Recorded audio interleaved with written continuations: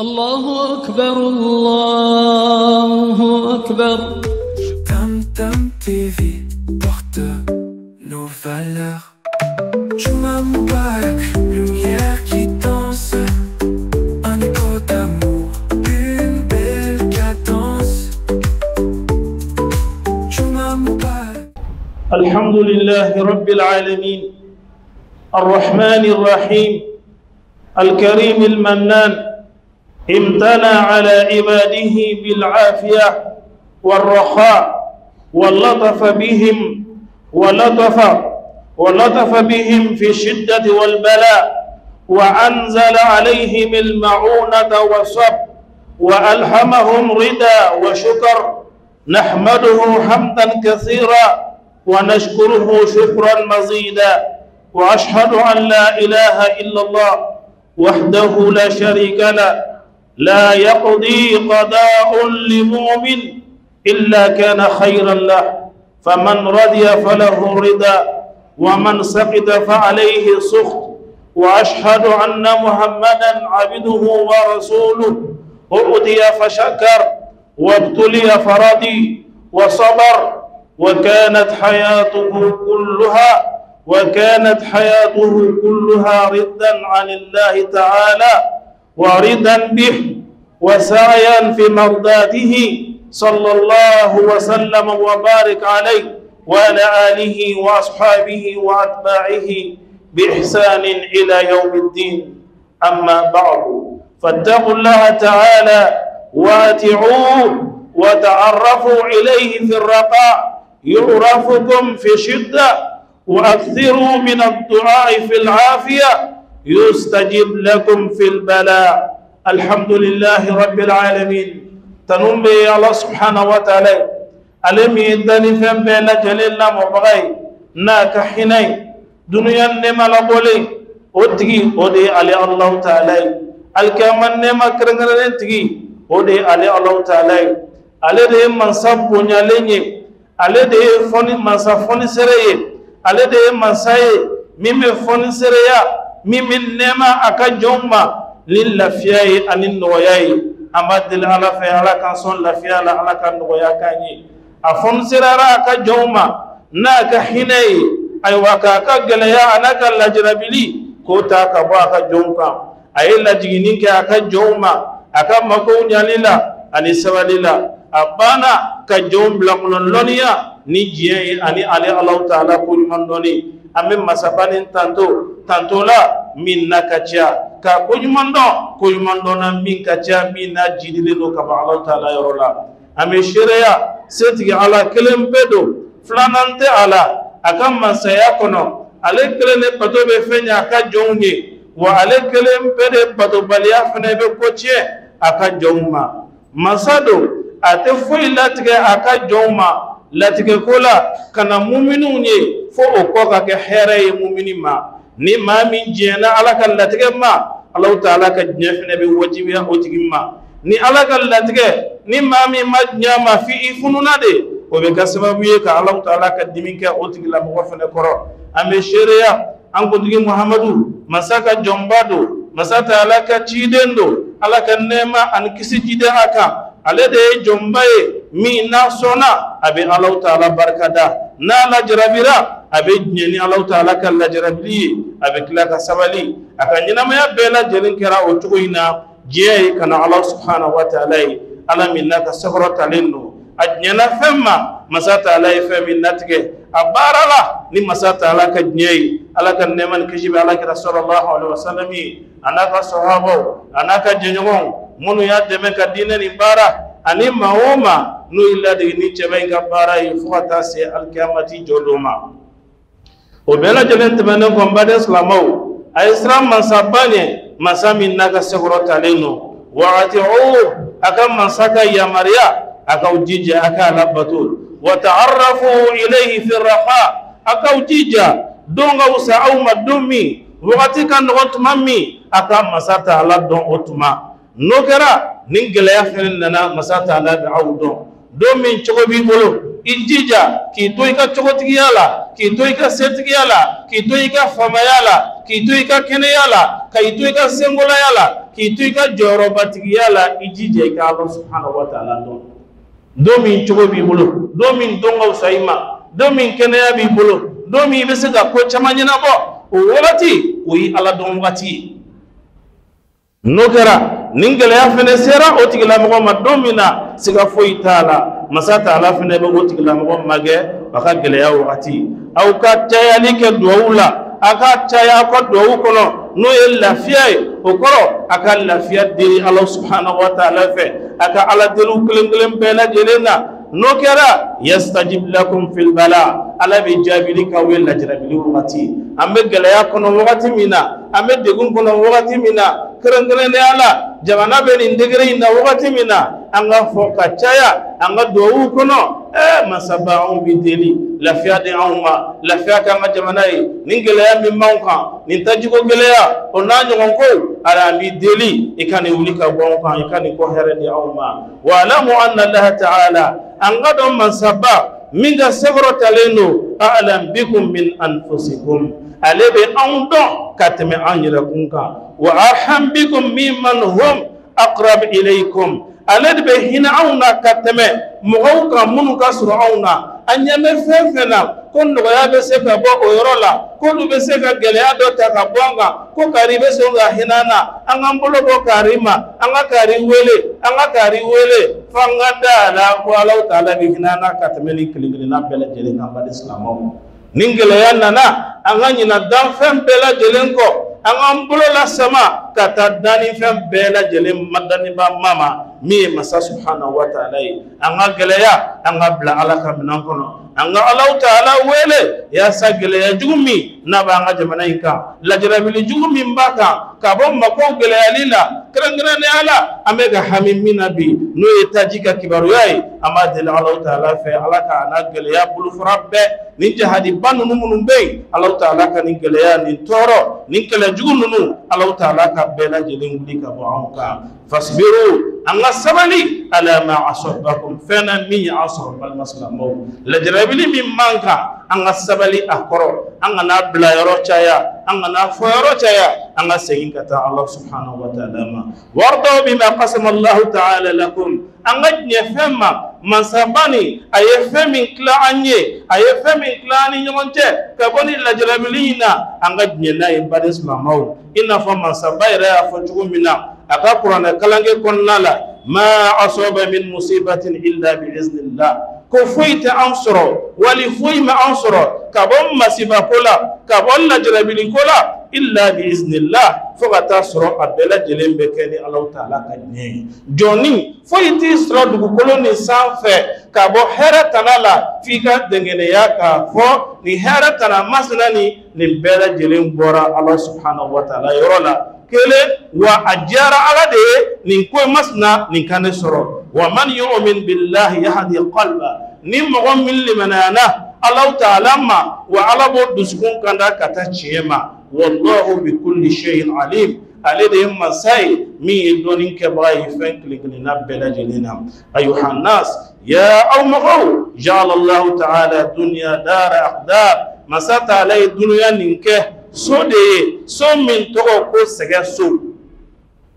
Ala y'a dabɔ a kama ka dunuya kɛ so ye so min n'o o tɔgɔ ko sɛgɛ so adamaden yɛrɛ dana gɛlɛya de kɔnɔ adamaden yɛrɛ dana sɛgɛ de kɔnɔ balima silamɛw wa asaba wa tala an ka dɔn k'a fɔ so nin fɛnɛ an filɛ so min kɔnɔ ko gɛlɛya so do wa so nin bana fɛnɛ so do so nin wa ibtilaat lajarabili gɛlɛnw fɛnɛ so o de ye an bɛ so min kɔnɔ n'o ye diɲɛ so ye balima silamɛw fala yakadu al-insanu yafrah a tɛ surunya adamadenni k'a bɛ nisɔndiya ko dɔ la k'a bɛ tare fɔ ka caya illa wa yahdun fo ka taa sɔrɔ dusukasi ko dɔ bɛ na i bɛ k'i pan k'i buruti ko nin ye nisɔndiya ko ye i bɛ bali k'a fɔ tuguni ko ko nin fana ye n sɔrɔ diɲɛ don ye a fila bɛɛ lajɛlen bɛ ɲɔgɔn na gɛlɛya bɛ yɔrɔ o yɔrɔ ikadala Allah Ta'ala kan noya abe o geleya ni nofe niso jabe yoro kana nyina de niso guya fene be ka tagama akara fe bal maslamo adamadin te surunya ka be hakillat ke fiyo fogata soro siranko fene la akara fe bal maslamo adamadin te surunya ka be konta ko hamimin tumbaka ko awulilla fogata soro geleya ko wora be kana nyina me yakono tuguni minga bonka temer doni kam bal maslamo ni adamadin ya tabulu Allah subhanahu wa ta'ala bulu siran be ponya adamadin ka joro gamiu ni bela jelembe bonya bal maslamawo nga mu'minun mi na sabalilla kajne ni Allah Ta'ala kan latige ka don ka fo ni ngeleya nunu ni toro nunu ni bela jelem bora Allah Ta'ala yorola ki bolo ka masa Ta'ala ka sharia pala ka don ka fo lilla jalabili fen fle ni boda pe ni bela ala bulu geleya foi tena joma fo ata soro boda be Allah Ta'ala bulu kadaka joni ma wakati mina ni joni ni saballa wa anna ba'da al-usri yusra anga don ka fo ko geleya kelen be ko fe noya be bal maslamaw wa anna shara'ida la tadum wa anga don ka fo ko geleya te tola de ka fo ka be to geleya banina ko noya tena ko teke imana geleya ba yoro ihlimaja ni ala sonama Allah Ta'ala kan noya abe geleya ni ko fetana bal maslamaw wa anna Allah Ta'ala angado masaba aga segoro talendo ale de be fangadi hadamadeni ma ka sedima ika geleya tuma ya sa ika segi senda geleya ni ka latige ko dumana ala kan ga geleya ala kan latige ko dumana geleya na tawota masata la hinanenu anye aywa wali anka geleya kelengelen be kono nga jomba ye miribaga jomba ye tashibaga ka ke na fo geleya drone be Allah Ta'ala ka hina kise kelente abe qaro andala nin geleya drone ye ko ke bulu fla prota ko e iba ko masabani ga hinate na ko to chugola bal maslamo geleya mana ke nyawo nyama iba soro Allah Ta'ala ka hina abe anjil la jalabini nu kon la bal maslamo nga fa dimende be no ode kadi Allah Ta'ala fem min be no kadi Allah subhanahu wa ta'ala la jalabini nu jigi wakati siga foi taala o ye jonki ire kolo Allah subhanahu wa ta'ala ala ka hina bele anka anga geleyani a wakati la jalabini wakati ala ka hina bele do ye jumenye o ye jonga ire kolo jonka ire kolo Allah subhanahu wa ta'ala ka ire majigi Allah ta'ala gelayatuma ka ala bato ka o chaya kusume ka Allah Ta'ala ka yamaraka ka ala bato ka chaya kusume o yeta masiri nyuma baye jonga ko la ka nyishi alama ngani gelaya nana jonga ni obena ikafriya kuma no obena imruti kuma no obena ikatnyeli ka kuma gelaya dari kan ko min ko so imato no so ala de ala ba daba kamadi ka geleya kiseble ka chu hada madenka ka daba kama ha abado aba chui kanga ala ka layini do de be ala bolo geleya ni kono o layini e jume jonga ere don dan fenyi jonga ere don dese baga toye jonga do ko setaye ko sebela jeleni ala taye jonga do ko foi kelebe maratablo ko marabela jeleni ala taye ala be geleya da jonga sekani ni don ya sekira la sigin kata Allah Ta'ala ma o geleya nunu tumaw naflansun ka caya ala kusmaw ka caya sadaqati bo ka caya sabali ka caya jew ka caya ya fau ka caya kusbe o de kadi Allah subhanahu wa ta'ala ni mo mi ire ye o la halayaninka ika geleya wati o yeta masire ka bo masata ala ka kuma kana masata ala ka kuma kan don ako alladhina iza asabatuhum musiba qalu inna lillahi wa inna ilayhi raji'un alladhina iza asabatuhum musiba qalu inna lillahi wa inna ilayhi raji'un ala ko jomma mun be ale Allah Ta'ala bulu aka jom bonya lew ko de jonye jom min ni geleya ko jigina ukan lajarabi gilan yusro musiba gilan yusro naflo nana wali sumon chena alaka kisi ka bwama onanyo wonaw kasara juguba mun na nyambala jamana kono ka bo hali balo jenin bandu na nyona nuna ka bo ni kasara nuna nyona nuna ka bo siterni jen nuna nyona nuna ka bo tajigo gelana nyona nuna ni bela jele ni lajarabi gelen bombi Allah taala be minda anka bal maslamo nga o benata ala kaleno ka jondo kanu o lajarabi ni kono o jondo jumenye alladhina jomunu iza asabatuhum musiba للأجربي لكو قلن يجمون سرو قالوا إنا لله وإنا إليه راجعون وبافو علما نيرا لا أمبي الله تعالى تي أمبي لا جلم السجين كتعلما نفلو من كينين فلني على تادو أبورا على دبلو السجين على دما نمي كينين فلن أبورا على دبلو السجين على دما الأجربي لي من فلن كامبي أبورا على ديورولا أبي السجين كتعالى تعالى دما كفن بلا على كامنون katla kire la sigi ka fanga bo ibulo ka sebo ibulo ka nyeka longo beko ka bela jelenti ya seme kata Allah taala ma no gara o de jonkele ka do chena ko tiba lela minye alai o ye jonkele kire la sigi kata alama kata alaka kodoma kata alaka setigiyama kata Allah taala ka latigema o ye jonkele ka do ko boliyoro taale setale kata ka Allah taala da no gara siga foi taala bala ummi najinaika Allah taala bella jalablini ulika wika inna fa masaya fo suratu yunus kon nala wa in yamsaska Allah bidur fala kashifa lahu illa hu koni Allah jommi ma nyonya nin toroye ki kadala ko wuli bagate toro nina ka bo jonga fona tera Allah taala okoro ambe geleya min kono niye wuli bagate geleya nina ka bo onka fona tera alay ibna mo laje ibna dugo laje ibna setigi laje abela jele de sabagatole sababu dron sino Allah taala de ko tigi ni ala ko ka ban sogoma wallahi klefalata soroyi ba o sogoma da kle na ko ka ban klefe ula felate toron ni soroyi pe avec ina ko itume ki tugu toron inade we Allah taala ka tablo de ala kan ke ala ka korofo famya ke bayan ban maslamo nga geleana tawota ala be ka hina ka jongna geleya kono bal maslamo wa min altafillahi ta'ala fil bala Allah taala kan najrabili aka jonga wali alaka hina aka jonge anaka makari aka jonga geleyani kono annahu yakshif lil ibad alade masai abe wulili ke kabo aka jonga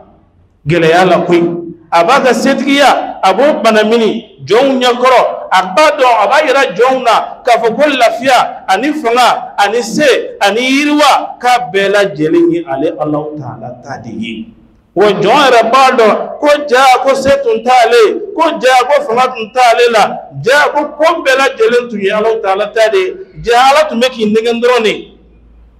ka ki ba fuki be sekola ala ba daba kamade ka ko ji hada madembulo ka ko sabati hada madembulo ka ko nya hada madembulo fo hada made yera ba jiya chena kale de dangro bay ko nun tiya ka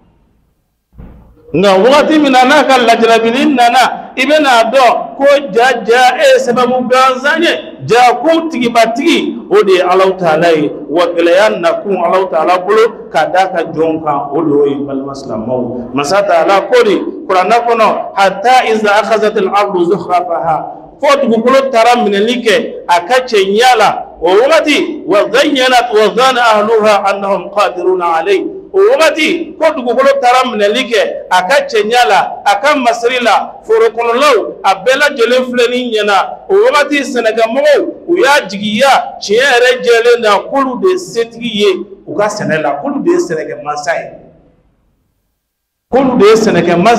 ki maga tiga foro yewa imaga nyo foro yewa imaga kenege foro yewa karsa abe sena done e ma inyina masonga ni senewa ode ato ni nyanao e ma so nyina mani kennawa ne ma foyo kaka na ninkenya kaka ninkawa ne ba dolo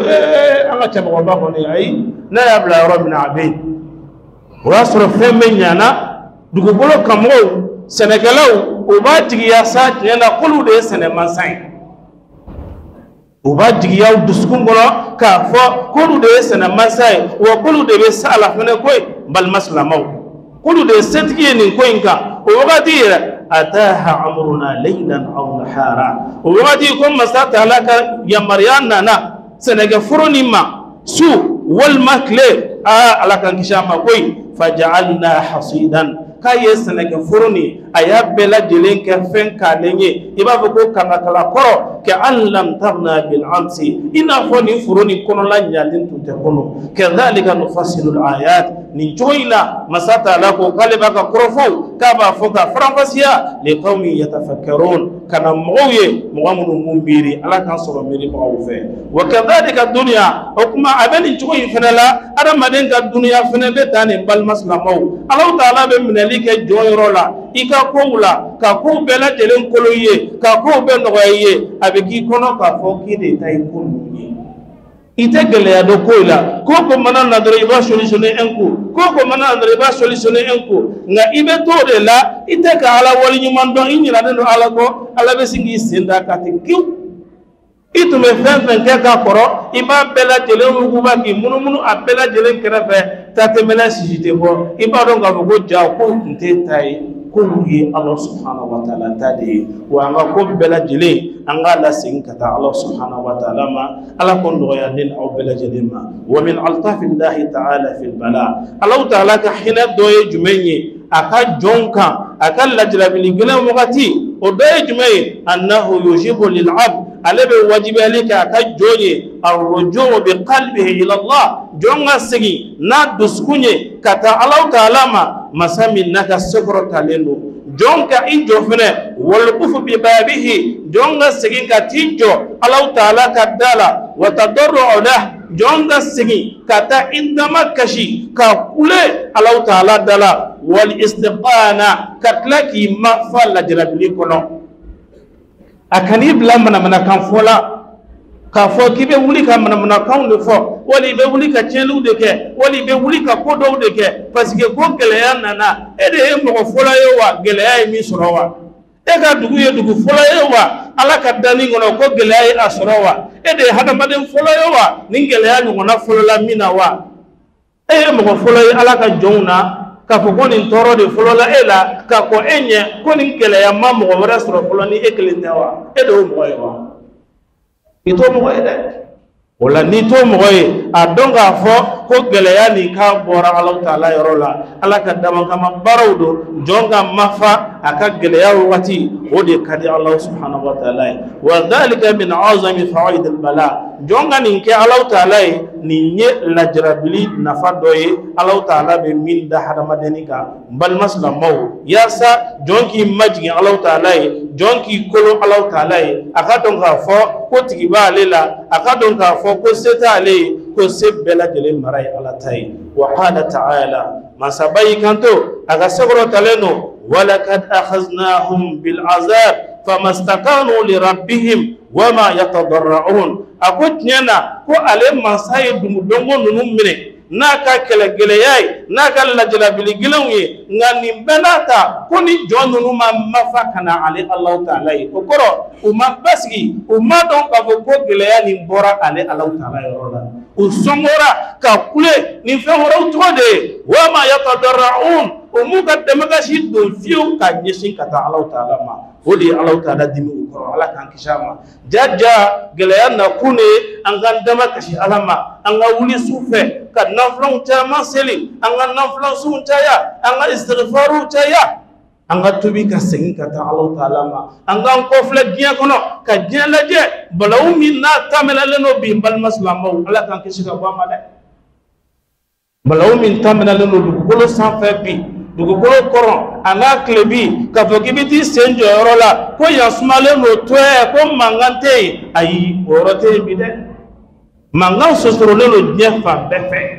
ipa ko karsala ko tama damne wal karsala ko tama wuli nga amanga misani be duguma de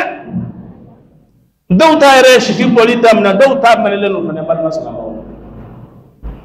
nga emi be gele yakono ni wati ede de kan belaje ka ala ka hinana ka bonya laje ka tubi ka sin ka ta Allah ta'ala ma ka dama ka shili belebele ko ke Allah subhanahu wa ta'ala no kara ala be gelayani ala ba woni ka bonka amma yina Allah ta'ala fa amma gelayani Allah ta'ala ka ako ke herai amma hadha wastaghfirullah li wa lakum wa lisa'il muslimina min kulli dhanb fastaghfiru ala innahu wal ghafurur rahim. الحمد لله رب العالمين والعاقبة للمتقين ولا عدوان إلا على الظالمين ونصلي ونسلم على من بعث رحمة للعالمين محمد بن عبد الله صلوات ربي وسلامه عليه ومن سلك مسلكه إلى يوم الدين. الحمد لله تنتظر نسأل بالله سبحانه وتعالى سنيسين يوما أبي جوني جومو نصرنا على ala kan bela jeli ke ala Israel baay laban ko jugiya min fora ateka mo wara kono fo mo mun be masaka dansago ala kan bela jeli kisi masaka dansago ma kishi ani nema chama amo ini Allah taala fe aka ke dan fona so heremai mi ala kira Muhammad sallallahu alaihi wasallam anaka so dungo ana je ngo mun ya de ka dine bara ani mo no illa de ni chabay ka baray fo ata si al qiyamati joduma bal maslamo lajrabili ani gelaya akara sababu ye mogo jol be ka misri ira olu fenela bawo lajrabili na kunye jonka ira kun konte bo ika jate bo boni ira ka baraw ka ameka muneke min mandi alaye oye ira kunye jamana fene kan kala je nyamugo kala je masaw kala je aw meka mun ka nga dugu kuno noye ala dimi aw koro ko mandi alaye aw me ala ka nyesro jogo jumena ambeka munike no ummani alay ni alaw be ka anna jirabi ni niyata ko te bura made angada ala ka fo ko foi klebete mimbe ka erema ye fe na keleno adonga fu ke baba bala adonga fo ko ke baba be ko ulade ola mogoni fin kelengelembe an kelengelembe ka laje jumane do kanyo ke woli jumane be kan bolobola no mali anti alaye anga yere la sigin ka bola anga tubi ka bola anga ya fanyini dani masafe aga ka geleyani aka wuli ka wanga ante sede ante se ala ka geleya koro ante se ala ka kele koro ala ka jangata fitini ante sa koro de awre nyambala ni tajiko dronye akara sababu ka bara minjo akara sababu ka hali kalamu ye jamana ko nyina mabawye jamana nikan ko ba ka kalamu bela jo bal maslamo o to ko fitini de anga nani koy miri ka temeten koy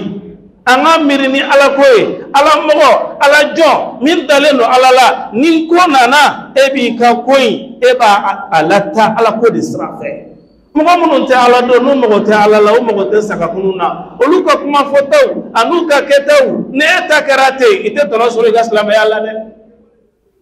mogo min kasrate ala la kira ko taka program na dine ko tala ni yere ala ko kuma faye abina ko yetta mele ka blasona ay boamuna ay jonga do me ni ala ko wa ni te ala ko ni jiya ko e dunya anila harajon tado dunya marabe joyin ne bulo e ko dunya jonne dunya da donne dunya ke tigibe dunya la de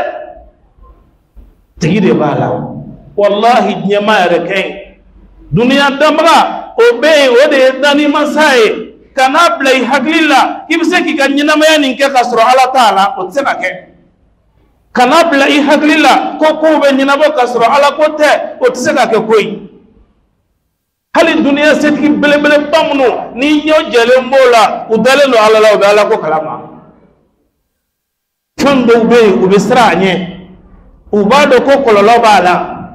ay setki jamana bawla jabay unuka kafriya nga femiye ka dansa ko hada madenga ka mogoni fito yo chodola ubesrane mogoni figa hage ubala tanga unuka kafriya de ube mogoni fi hage uba gasisigi ubala tanga ubesra uka jamana ko lo ure ni ngonche ubesranye uta de ko ala de ba ni kera ni meke ni kera akololai ni abeni chi o ba kololo no fa kololo bala wala haramade ambela jelenka ajate bo ka do fenjumen be na nyoke wali na mbulo bola no madi alaye ambela jelenka je ka tubi ka bola ka sengin ka ta'ala ta'ala ma ka yafayini Allah subhanahu wa ta'ala fe la jarabilin nun dagu an ta'ala bolo aka ka sababu ye anga alaye aka ka sababu ye anga sengin ka ta'ala ma aka ka sababu ye anga misru ye ka ta misru la ka seli ka ala bato ema ye modo be ne ala la jarabi ni u fawka sayaye ale tunte misri yorodon ale tungalen no ala ko bla bolo ko fe nga ni to toro ke bora ka fay ko chekoro ba bana oroni be ajole abe sanfala fleka dugumala fleka koron fleka klebi fle ate fo yo fo ala et pourtant les vieux islamais ak mesele misri jumana ay jongal mami wole ay jongal misri wole la wole karsanaya e mini le vieux besele misri kele ngono ite ta fa al mami wa ta fa al mami ko ngala merbana abeti jodo de quoi faire ko kata se al mami ma bawo al mami ta do misri kono slama do chedo baliku do setigi do me adone de misri kono de adoninte nga alebeti belen dole kofe tuma do na kara jon kunandiye chawaraba inga janaza kofe wallahi misri tunala tu abe bali kay selif nawla abe bay kay lan sarawla abe bali yada donno la kay hali fajrula na yawti mena je cheyina akala flas la banyana mayede aka afaka saya kara mahirai akara salama nyina mai na baka saya sababu ye ala ya dabo de kama aka ala ye ala ba daba kama de kala jarabilisi hada madema pour que ika ala ye ika tubi ka daba kama ka bana bado tuika fo ira ba fo kon kunte boni banani na nga abaka lafia anaka hinafiye aboke ki goshi ki kenaya ka fargulo sigi ayarema ki ka kenaya dima akuye jumai masami ni bekenye ijonga gira ala ko la sada nin tun sara kulu unto jode se ala bi mo ta ala ko faye tukuni da ke ka chebe ta bismillah sa mo to faye aprokutorao we jongu na ndide no jongu na ndide be corriger ado be ala ka dadi kambe ala kan fara ala ka jongu na ndiu kan ola la jarabilina kun mawaka ira kun fese ni ira fese ki ka fluye ika tubi ka sigi ka ta Allah ta'ala ma iki bolo ke Allah subhanahu wa ta'ala la wa an Allah ta'ala wele anga achaya kusube anga Allah wele chaya bal maslamaw wa fando be anga yoro majja ka bolu la kusube o ye jume o ye adamade hage anga yoro majja ka bala de ala tafe furu nyogoma ini imusoni nyogote kani ka seboli akan ko to ko kiye che kiye dutigi ni ma so be ta wonga dugono amada bo kamade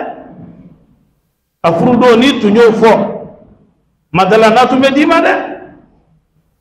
madala ni musoni to bedima iflaka kami fo iflaka chekse amira musoni falabi iflaka jegle amira musoni korowlabi adamna tuma ni tunya keta wallahi de musoni to bedima ne etunye ituwei iflaka mira be ni tuwa ira ko damne mote kala ki nya tuwa la de kanika seboli adon ala ka se obiga se sans fede oye ini furu nyogo ni nyogo je ini sinju uka hage koloshi ala yini munu ke sinji mai ayini munu ke fakelena wal ayini munu ke bagelena u koloshi ne balma uka hage juma de ben fe badenya kono ninkanga ke nimbeselo do ka ke ni manga sa ni make ya ni jawabo de mo be du bani kono ya wallahi villa sabanani duru oba kelembe bolo nga abakalen to ni me ka luanse ke abayini ka ba ko ba munu na ani chemi yesimi ngone ani chemi yesimi kadi nyoma ubeye muso kelembe shimi ubeye kursi jala kelembe sonnani mbabolo abe dokono anaka deme ya to bulale lo loila ni abaden kuroke abe ka nyama yalala ay ba ko quartier beke ay ba ko quartier beke me ko ni ale balmay ko ni ya balmay natna yini ga duguba blasa ka ta duguba koka gele ya bulo ni sarata ibe ta mu faala ni isarata ibe ta mu faala ki sinji ka hakto ife ki balmo ka hakto ife jala gele mi mana bi ka nyasin sinji ma afaka ka bone ala ta fele jala gele mi mana duguya ble mi mana hashida jugu mi man duskuna ka nyashi nyoma anga sinji o kono sinji mo chala ka gele mi de adouta sans fly ni o te kuma nyomo fe ka kuma fe ayi kasura be chekele bete ka kungo fe ayi wala ta fay emene mi ala adamon ni kama ni ne layne wa karse fuwariye e ka texede adimawa ala be se ka mbege fenyi abe se ka mbesa ere koro na ala to ga koy abe nema dode ma sinji kono abe nema dode ma kabla kono e fune ka ke towi e fune ka ke towi e ka cheyate wa i hakli to ala ka dombe fale wa tilka al-ayam mudawilha bayna an-nas e de be biso ke kola i janto ikrafa mawla min be ka bulika so kra gran fe ala ka dombe fale de dunia sokeni mo kelente ta jagila dondo ibe jigi mo rabe yele ni yake ka nyambi ideum ba bonya soro i modum ba soro i kloma sawo ba soro ni yake ka chiembi amolo ya bi deunka abi modunka abi kloma sawo ga hali fufafu abe foka do lukulola koni mufa kuma kof kama kofle kablala kama kofle sidila kama kofle bariyala katunta do ka de umbeketa katunta do ka mo de umbeketa katunta do ka kloma sawo beketa kana gade kana ke adon alaka don ukacha bal maslamo angan janto hakela ani nyogonche sigi nyogonya baraka nyogonya angan janto hakela wode ya to alaka sallallahu alaihi wasallam aya fa hadisi kene man kono aya ka sahaba manyininga ago sahaba ma atadruna malil muflis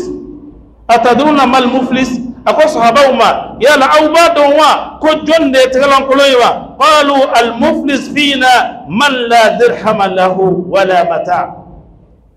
sahaba yala karajabi ko bolo kono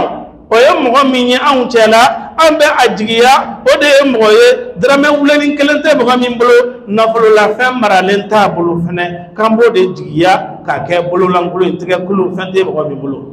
faqal Allah karaku sallallahu alaihi wasallam innal muflis kan gadon ka fo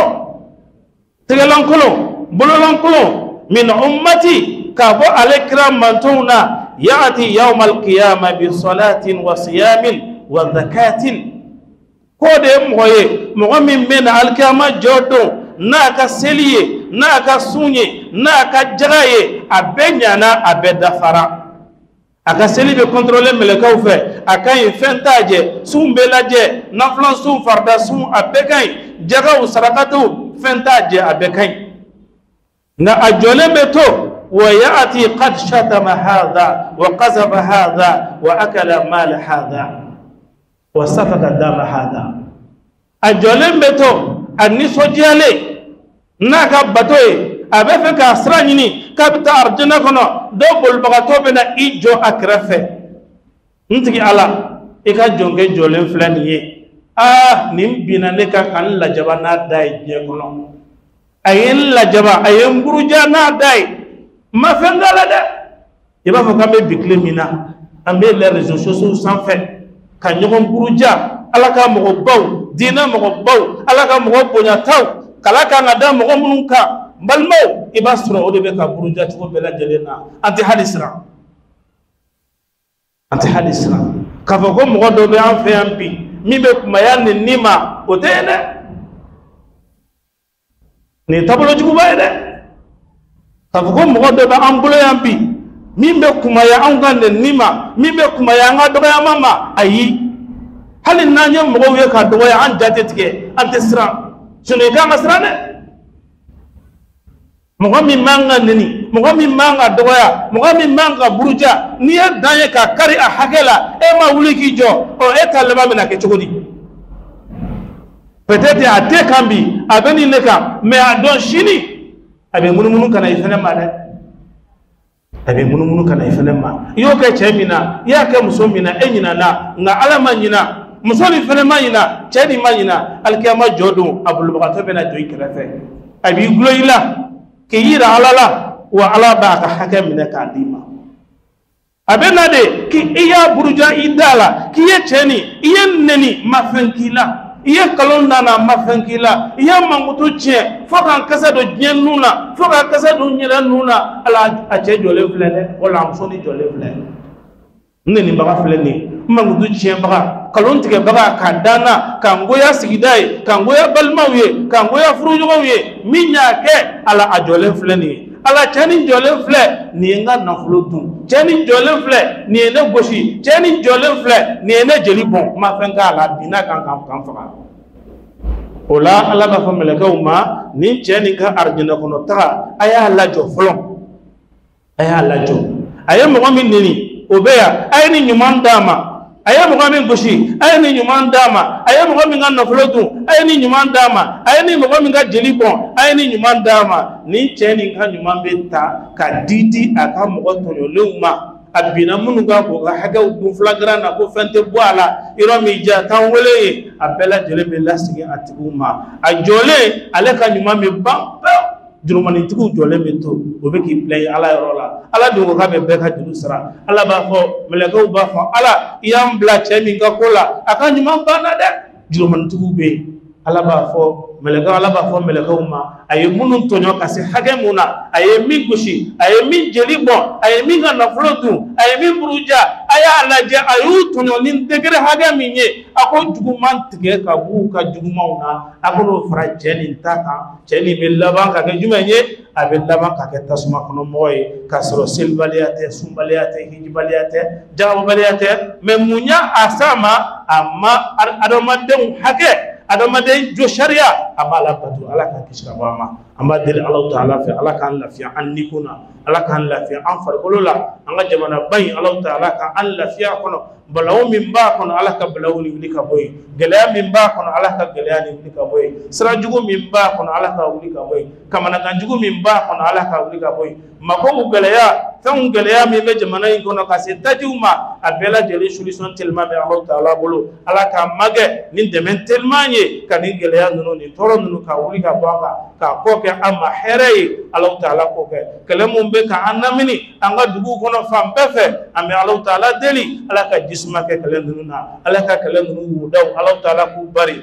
ube bo salamunu fe ka sama ala ka sira nunu bela jilingiri ka alla fi alen to anga jamana kono anisla be jamana kelengiri bela jili Allahumma rabbana atina fid dunya hasana wa fil akhirati hasana wa qina adhaban nar Allahumma rabbana zalamna anfusana wa illam تغفر لنا وترحمنا لا نكونن من الخاسرين اللهم إنا نعوذ بك من جهد البلاء ودرك الشقاء وسوء القضاء وشمتة الأعداء برحمتك يا أرحم الراحمين اللهم ربنا اغفر لنا ولوالدينا وارحمهم كما ربونا صغيرا اللهم اغفر للمسلمين والمسلمات والمؤمنين والمؤمنات الأحياء منهم والأموات جميعا برحمتك يا أرحم الراحمين اللهم صل على محمد وعلى آل محمد كما صليت على إبراهيم وبارك على محمد وعلى آل محمد كما باركت على إبراهيم وعلى آل إبراهيم في العالمين إنك حميد مجيد سبحان الحي القيوم سبحان من ملك فقهر سيهزم الجمع ويولون الدبر سبحان القوي المقتدر أني مغلوب فانتصر ليس لها من دون الله كاشف ليس لها من دون الله كاشف ليس لها من دون الله كاشف سبحان ربك رب العزة عما يصفون وسلام على المرسلين والحمد لله رب العالمين الله أكبر الله أكبر Tam TV porte nos valeurs. Juma Mubarak.